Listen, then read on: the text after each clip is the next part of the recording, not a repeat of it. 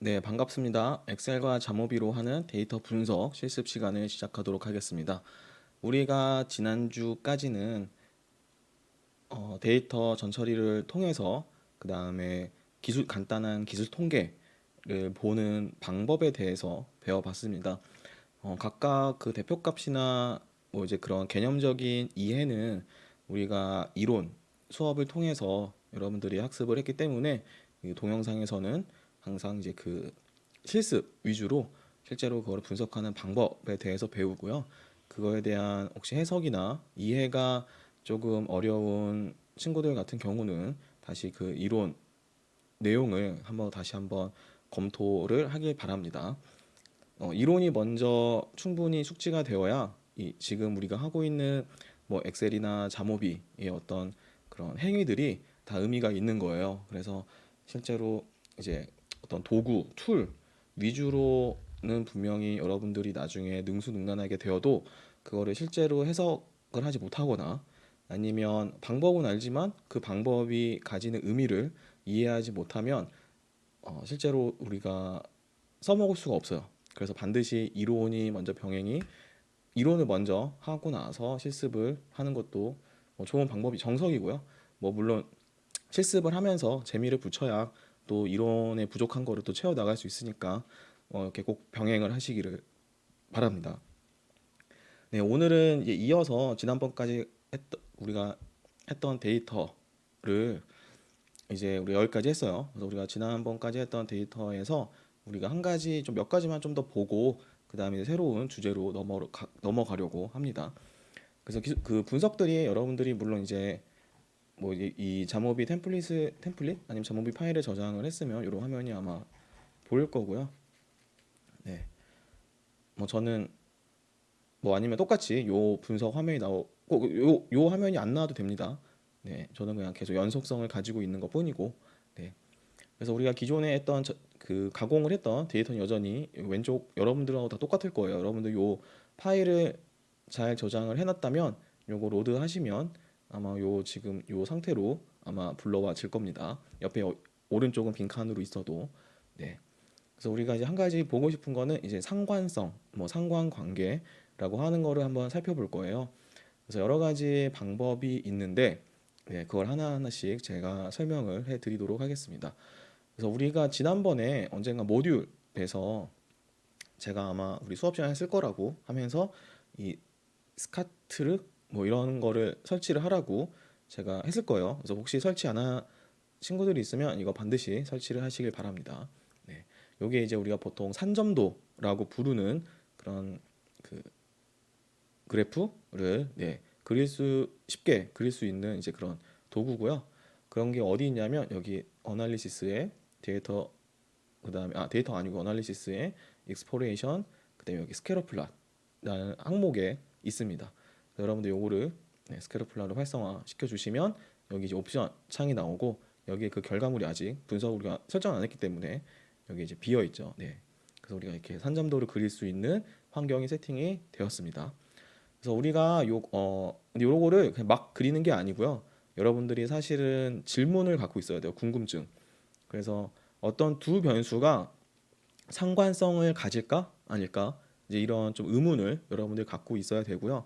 그 바탕으로 데이터를 수집하고 가공을 한 거고 그 결과 우리 여기까지 왔다고 했을 때 이번 수업에서는 이제 오존과 그다음에 자외선 사이의 어떤 상관성을 한번 살펴보도록 하겠습니다. 그래서 우리가 그냥 로우 데이터를 한번 넣어볼까요? 뭐 오존을 x축에 넣어도 되고요. 자외선을 y축에 넣어도 되고 아니면 이걸 거꾸로 넣어도 돼요. 거꾸로 넣어도. 네. 거꾸로 넣어도 되면 이런 식으로 이제 산점도가 나오는 거죠. 그래서 마치 좀 오존이 증가하면 할수록 오존량이 증가하면 증가할수록 그 자외선 양도 같이 증가하는 경향을 보이는 것처럼 보이기는 하는데 네.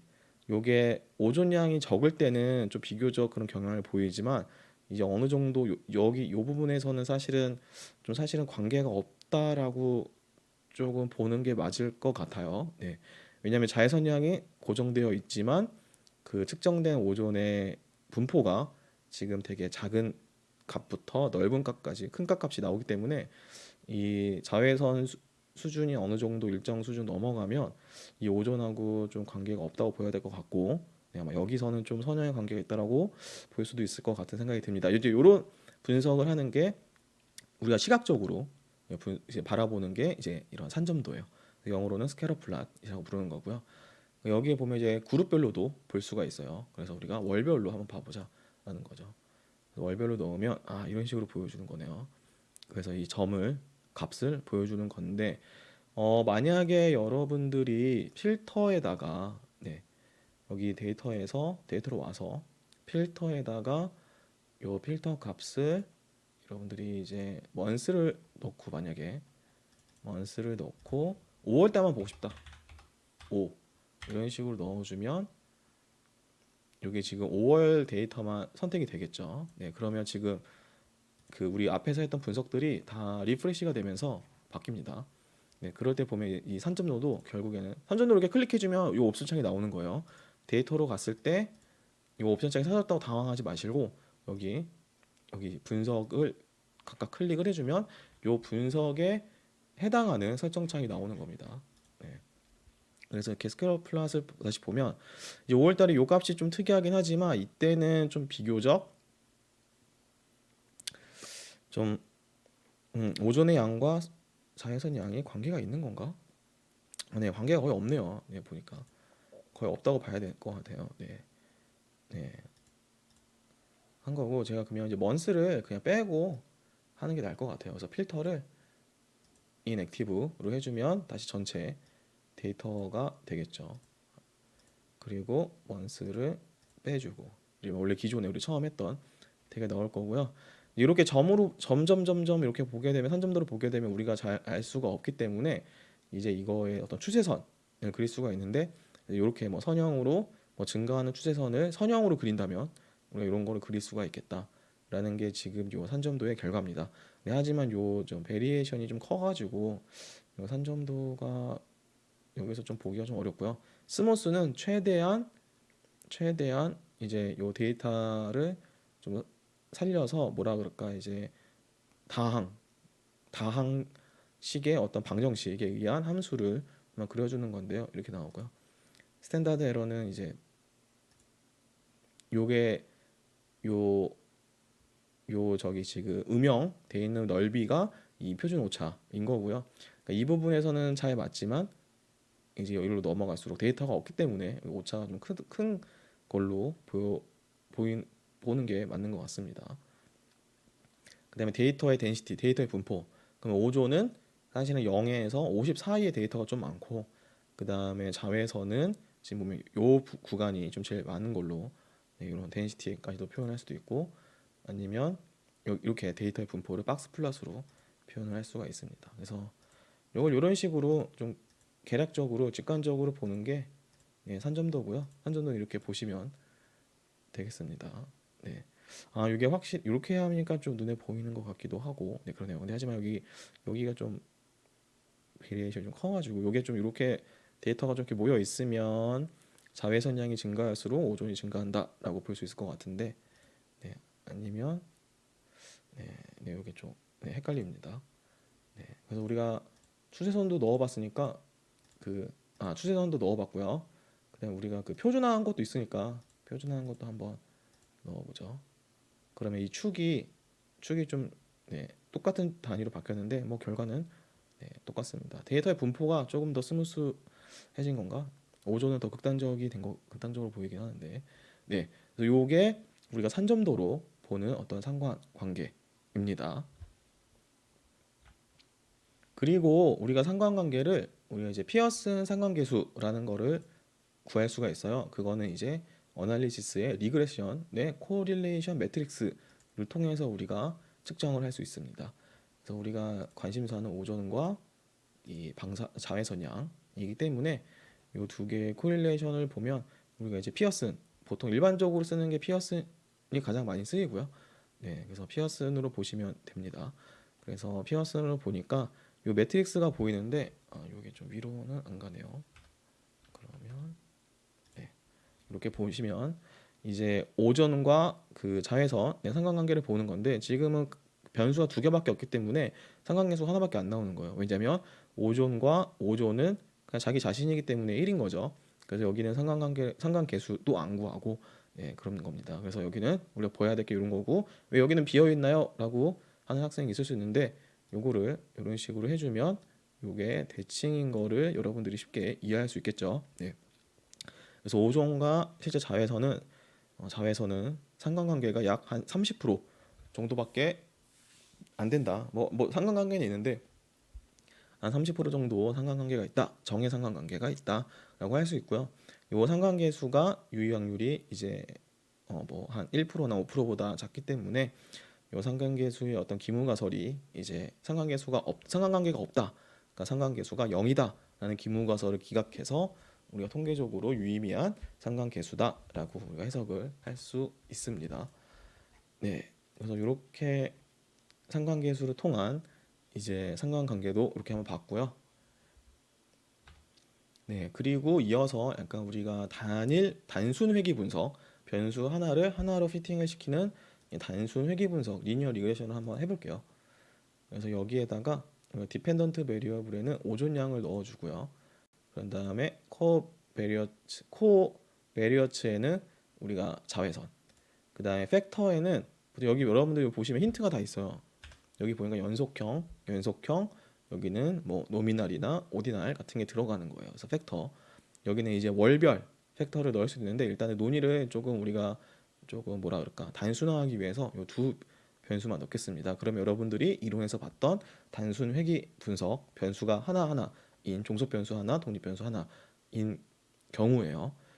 그래서 여기에 모델 빌더 말고 이제 레퍼런스 레벨 요거는 이제 그 팩터가 들어갔을 때 그런 거고요. 이제 어썸션 체크에서 우리가 그 정교성 검토를 좀 해야 되는데 뭐 QQ 플랫이나 뭐 잔차 그림 같은 거. 모델 핏은 어드저스트 R 스퀘어. 그 다음에 전체 모형이 맞는지 틀리는지 확인하기 위해 의미가 있는지 아닌지 확인하기 위해서 F 테스트. 그 다음에 코에피션트는 우리가 뭐 표준화 값을 구해도 되고요. 그 다음에 신뢰 구간. 이건 표준화 구간의 신뢰 구간이구나. 그리고요. 에스티메이션의 신뢰 구간 구해주고 마지나 이펙트는 우리 수업 이외의 범위라서 하지 않겠습니다. 이 정도로 하면 우리가 단순 회귀 분석을 한 거예요. 그 결과가 오른쪽에 나와 있죠. 그래서 이 모형의 설명력은 우리가 한 30% 우리 그 상관계수 구한 거 있죠. 그거지만 실제로 우리가 그 리니어 리그레션의 설명력은 보통 R스퀘어나 어드저스티드 R스퀘어라고 우리가 불리는 이 결정계수를 보게 되는데 보면 지금 8%밖에 설명을 못해요. 그러니까 상당히 지금 모형이 되게 모형의 설정이 되게 제대로 되어 있지 않은 거죠. 그래서 그 오존의 변동을 이제 그 자외선의 변동이 8% 정도밖에 설명을 하지 못한다. 하지만 이제 우리 F 테스트 결과는 이제 그 모형은 뭐 일단은 통계적으로는 모형 자체는 설정은 의미가 있다라는 거. 그러니까 통계적으로 유의미가 있는 모형이다라고 해석을 할 수 있고요. 그다음에 실제 그 분석의 결과가 여기 아래에 나와 있습니다. 그래서 상수 인터셉트 항이 여기에 나와 있고 그 다음에 우리가 알고 싶은 독립 변수가 여기에 있는 거죠. 실제로 그 베타 값이 0.0988이 나온 거죠. 그래서 우리가 측정한 자외선 측정한 단위가 뭔지 모르겠어요. 그래서 자외선의 측정 단위 한 단위가 상승할 때 이제 오존의 한 단위 요만큼의 오존 요만큼 이제 상승한다라는 거고요. 우리가 표준 오차를 할 수 있으면 우리가 t 값을 구할 수 있죠. 그 t 값을 통해서 우리가 t 검정을 통해서 유의확률을 구하면 이게 1%보다 작다. 그렇기 때문에 우리가 이게 통계적으로 유의미하긴 하지만 이제 이 결정 개수 값이 너무 낮기 때문에 이제 우리가 오존의 양을 뭐 충분히 설명을 할 수 있다라고 볼 수는 없을 것 같습니다. 그리고 신뢰 구간도 다행히 요 베타의 신뢰 구간이 0을 포함하지 않기 때문에 그래도 정의 관계가 있는 거는 확실하다라는 걸 우리가 알 수 있습니다. 그리고 이제 QQ 플랫이 이제 그 정교성을 검토하는 건데 사실 이 QQ 플랫이 요 직선에 잘 피팅이 돼야 되고 그 다음에 여기에서 보면 잔차 그래프가 사실은 좀 랜덤하게 나와야 돼요. 근데 지금 보니까 어떤 좀 이렇게 이 경향성이 좀 뚜렷하게 나와서 이게 조금 우리가 그 정교성 가정을 조금 만족하지 않는다. 그래서 사실은 이제 결과론적으로는 이 선형 회귀 모형을 하기에는 조금 부족한 지금 어떤 데이터를 나타내고 있습니다. 거기 아마 지금 우리가 이 평균 값으로 그 결집 값을 보정을 했기 때문에 이런 문제가 나타난 것 같고요. 좀 궁금하니까 원래 데이터 좀 넣어볼게요. 아마 여기서의 미싱 베리어블을 어떻게 그 컨트롤을 하는지는 잘 모르겠지만, 네. 여기 보시면 아까보다 조금 나아요. 아까보다 이 수정 결정계수가 아까보다 조금 올라갔고, 그 다음에 여기 결정력도 그 계수값도 좀 올랐어요. 네. 물론 이제 이 잔차 그래프는 여전히 만족스럽지는 않습니다. 그래서 여기 이제 혹시 이제 팩터에 다른 이제 통제 변이를 넣어주려면 이제 그 날씨에 대한 정보를 같이 좀 넣어주면 이렇게 되는 거죠. 네. 넣고 그 다음에 뭐 이제 월별에 좀 특징이 있으니까 달별 이제 그거를 우리가 이제 그 요인 팩터로 넣어주면 모형이 좀 복잡해졌어요. 그럼 여러분들이 이론에서 배웠던 다중 회귀 분석을 우리가 방금 한 겁니다. 실제로 변수가 더 들어갔기 때문에 그 오존의 그 변동을 더 많은 변수들이 사실은 그거를 설명하려고 투입이 됐기 때문에 요 결정계수 값은 이제 오르게 되어 있어요. 네. 그래서 실제로 수정 결정계수가 61%까지 오른 거를 여러분들 보실 수 있습니다. 네. 그리고 F 값은 물론 다행히 이제 모형으로 이렇게 설정한 게 통계적으로는 이제 유의미한 그런 모형이다. 네, 그러니까 한마디로 이 베타 모든 베타들이 0이 아니다라는 거를 이해를 할 수 있고요. 그 다음에 여기 보면 실제로 날씨를 고려를 했더니 요 날씨 조건을 고려를 했더니 오히려 자외선은 지금 유의 확률이 더 높아졌어요. 그래서 실제로 우리가 유의 수준을 한 5% 정도까지 본다고 하면 자외선이 뭐 여전히 통계적으로 유의미한 값이긴 하지만 우리가 아까 처음에 했을 때보다 요 개수도 좀 작아졌고, 네, 그 영향력도 작아졌죠. 작아지고 t 값도 작아졌기 때문에 사실은 우리가 우리가 통제 변이에 의해서 요걸 넣지 않았을 때 잘못하면 우리가 자칫 해서 잘못할 수도 있었던 거였죠. 그래서 이런 것들이 이제 통제 동일할 때 조건이 동일할 때 비교해 보면 자외선이 대충 요만큼 이제 오존을 증가시키는 데 영향을 미친다라는 거고요. 지금 보면 바람이 많이 불면 오존 양은 감소하는 거고 온도가 오르면 오존이 늘어나고 뭐 상식적인 수준에서 잘 나온 것 같아요. 네. 이제 뭐 여기 실내 구간도 보시면 0을 포함하지 않기 때문에 이 방향성도 적어도 방향성은 제대로 잘 나온 것 같습니다. 그리고 이제 월별로 본 거는 여기 기준값이 5월로 되어 있어요. 그래서 5월에 비해서 6월은 유의미하진 않지만 이제 여름이 될수록 오존량이 더 작아지네요. 네.